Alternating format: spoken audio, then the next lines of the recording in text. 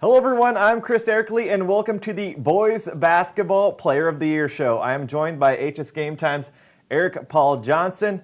Eric, there's definitely some top talent out here in the IE this year. Who are your top three picks when you were deciding on the Player of the Year?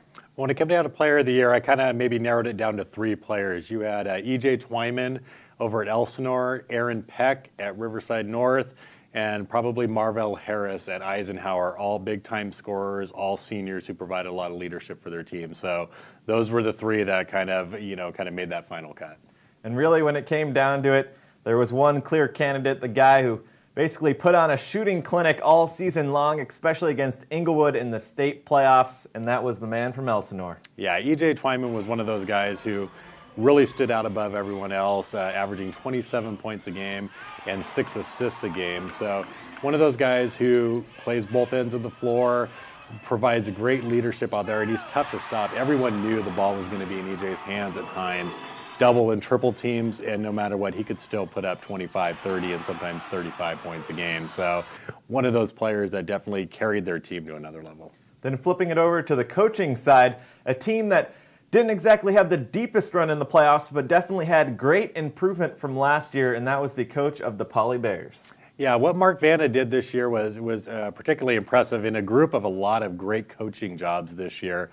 You know, probably one of the tougher decisions. As easy as the Player of the Year choice was, the Coach of the Year was a little bit tougher. But Coach Vanna over there did, finishing second in a very tough league a year after missing the playoffs was very tough. But the thing I think that kind of pushed him over the top is the fact that they beat North, the league champion, twice, and then completed the city sweep by also beating King twice.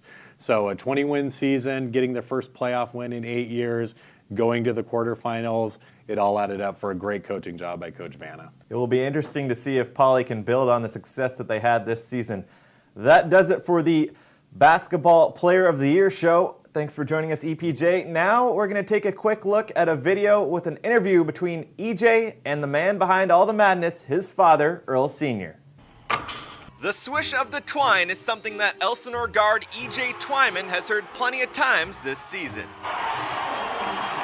With a 27 points per game average, the 888 points that Twwyman scored this season were the 5th most in IE boys prep basketball history. And the catalyst behind this scoring barrage? The 3-point stroke of this long-range assassin. I feel once the game starts, the first couple of shots, I might miss a couple, they're on, I could tell, but first part of the game I like to get everyone involved, but then we're out to score, it's a different mindset.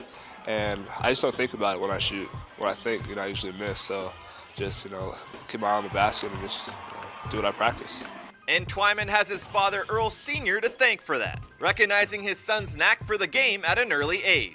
Probably around in the 6th grade, and that's why I kind of talked him out of playing football. I said, EJ, I think your future is really with basketball, and I could see by the way he understood the game and how he handled the basketball and shot the ball, that this could be something that he could really excel at the high school level. Along with the boys' basketball Player of the Year's accomplishments on the court, the game has truly brought father and son closer together, as they've spent countless hours over the years in the gym getting up shots and breaking down film from EJ's games. Whenever I make a mistake or something, I think about what he would say, I know he's there, I can hear him, during the game sometimes, but I know we'll talk about it after the game, and he'll probably say the same thing. And I just know he's there to support me no matter what. If you listen to the game films, I'll whisper things in the film that that I think he should have done differently, or that was a great pass, EJ, a great shot. But I always told him, I said, even if I wasn't your dad, you would be one player in this area that I would go pay to see play, because I really enjoy watching him play.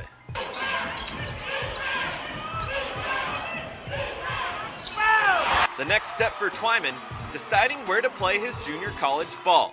A stepping stool he hopes guides him to a successful career at a Division I program. I still have to decide where I'm going to go, but I want to go somewhere where I'll be able to get better, be ready for D1 after a couple of years, and just be able to play my game and get a lot better, keep working hard.